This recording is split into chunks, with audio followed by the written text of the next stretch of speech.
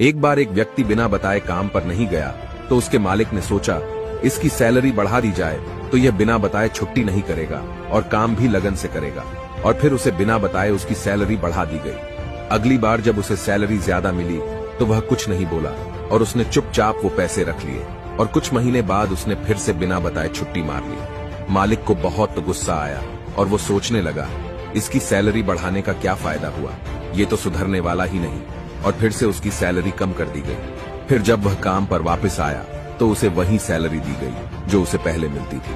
वह व्यक्ति चुपचाप रहा और इस बार भी कुछ नहीं बोला। मालिक को बड़ा आश्चर्य हुआ और उसने पूछा कि जब मैंने तुम्हारी एब्सेंट के बाद तुम्हारी सैलरी बढ़ा कर दी तब तुम कुछ नहीं बोले और आज मैंने तुम्हारे फिर से छुट्टी लेने पर तुम्हारी सैलरी कम करके दी, फिर भी तुम शांत हो, इसकी क्या वजह है? उस व्यक्ति ने जवाब दिया, जब मैंने पहले छुट्टी करी थी तब मेरे घर एक बच्चा पैदा हुआ था और आपने मेरी सैलरी बढ़ा कर दी तो मैं समझा कि अपर वाले ने बच्चे की बेहतर परवरिश का हिस्सा भेज दिया है।